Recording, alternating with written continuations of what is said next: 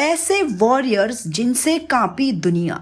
हमारे देश के वीरों की तो बात ही कुछ और थी और एंशिएंट इंडिया के 3 ऐसे वॉरियर्स थे जिनसे पूरी दुनिया कांपती थी और उनमें से सबसे पहले थे महाराणा प्रताप, जो अपनी बहादुरी, साहस और वीरता के लिए जाने जाते थे, जो सिसोदिया डायनेस्टी के दौरान मेवाड़ के किंग थे। प्रताप को माउंटेन मैन भी कहा जाता था क्योंकि उनकी हाइट 7 फीट 5 इंचेस की थी और वो 208 किलोग्राम्स की 2 तलवार उठा लेते थे और उनका आर्मर 72 किलोग्राम्स का था। उनके नाम से ही मुगल कांपते थे, फिर चाहे वो अकबर ही क्यों ना हो। उन्होंने मुगल एम्पायर को गिराने में काफी मेहनत की थी और उनके और अकबर के बीच बैटल ऑफ हल्दी घाटी हुई थी, जो हिस्ट्री की बड़ी बैटल्स में से एक थी, लेकिन इसे मुगलों ने जीत लिया था। हालांकि प्रताप को वो कैप्चर नहीं कर पाए थे। उनकी मौत हंटिंग के दौरान हुई थी और उनके बड़े बेटे ने उनकी जगह ली और जाते जाते भी उन्होंने अपने बेटे से मुगलों के सामने कभी न झुकने की बात कही।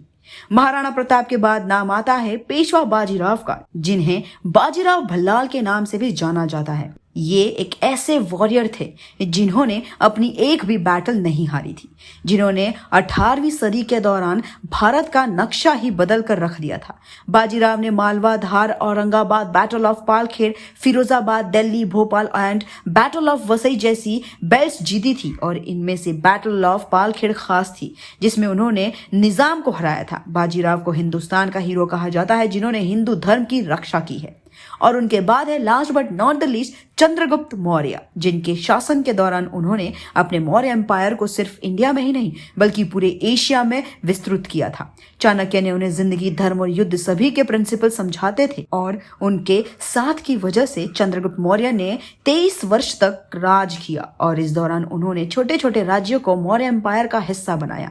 अलेक्जेंडर द ग्रेट, जो एक ग्रीक रूलर था और जिसने भारत पर 324 बीसी के दौरान कब्जा किया था, चंद्रगुप्त मौर्य ने उसे हराया था और उसके बाद नंदा एम्पायर को खत्म करके मौर्य एम्पायर की शुरुआत की थी। चंद्रगुप्त सिर्फ एक वॉरियर ही नहीं थे बल्कि उनकी राजनीति भी काफी अच्छी थी और उनके विचार सबसे अलग थे और साथ ही मौर्य एम्पायर के दौरान आर्किटेक्ट को भी काफी एक्सपांड किया गया था और उनकी आर्मी साउथ एशिया की सबसे बड़ी आर्मीज में से एक थी।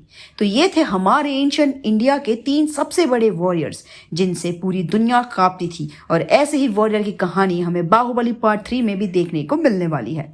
तब तक आप हमें कमेंट सेक्शन में जरूर बताइए कि आपको आज का वीडियो कैसा लगा और ऐसे ही वीडियोस के लिए बने रहिए हमारे साथ।